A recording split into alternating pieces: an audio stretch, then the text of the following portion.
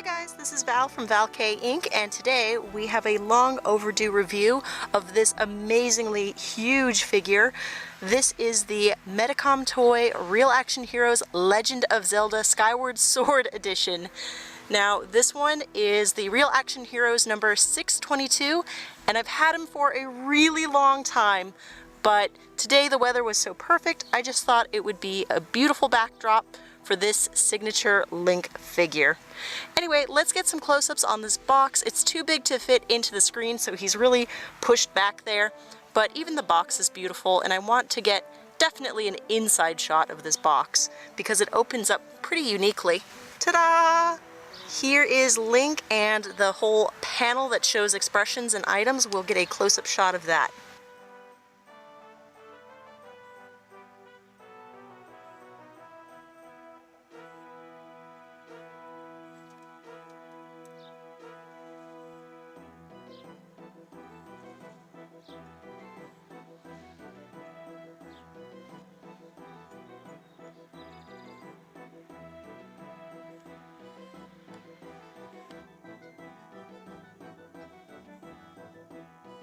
Now, it's always been my dream to have an extra large figure of Link in his green tunic, so this was a must-have for my collection, and I've had him ever since he first released, and it's always just been a dream of mine to do a beautiful unboxing and a beautiful film set with him.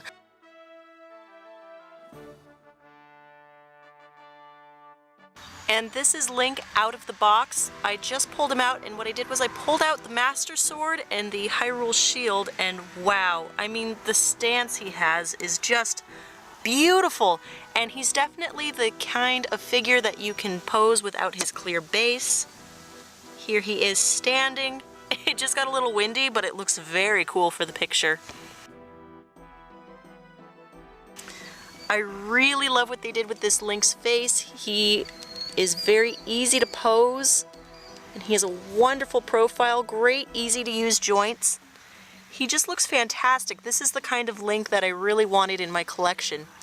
And I really want to point out how beautiful all of the leather work on him is. It's actually plastic, but the way it's worn and the way it's sculpted, it is just perfect for Link.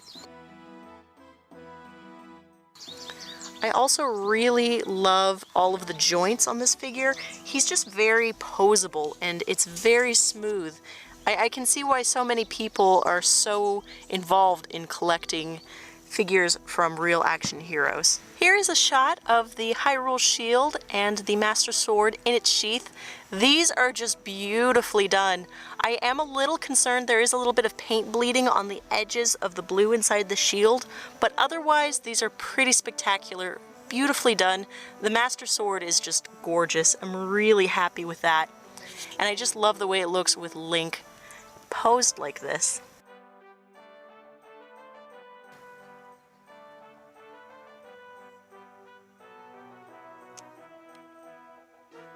Here is Link all ready to fight. I've got his Hylian shield out, I've got the Master Sword out.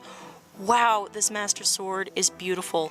It definitely doesn't have that really metallic look to it that I tend to prefer for swords, but it is really well done. I do think it's amazing.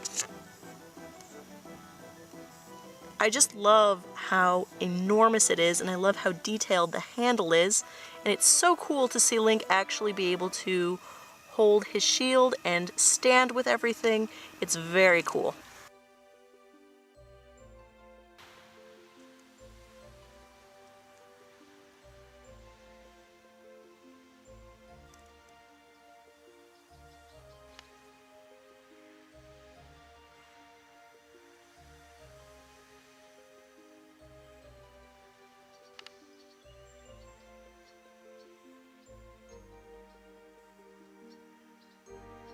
This is possibly one of the coolest poses I've ever gotten one of my figures to be in. Unfortunately, it's now time to talk about the downsides of this particular Real Action Heroes figure. Some of these parts are really difficult to put together. For some reason, this bow did not want to be set up. For some reason, Link did not want to be holding this. And for some reason, the bowstring, despite being very well made and very flexible, did not want to be stationed in the back of the arrow. I don't know, this one is so difficult to pull off, but it is so nice once it's together. Here is the full height of the bow when Link is holding it. Looks pretty great. I should actually tilt his head a bit to be staring down his shot. That's a little better.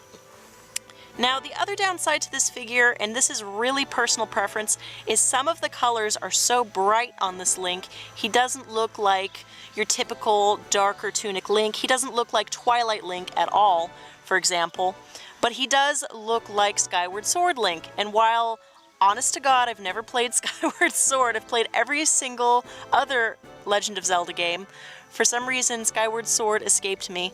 I still really wanted traditional green tunic Link, so I'm really happy with the bright fabric tunic.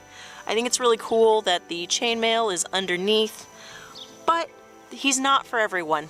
I will also say that there are some problems with this figure with the paint.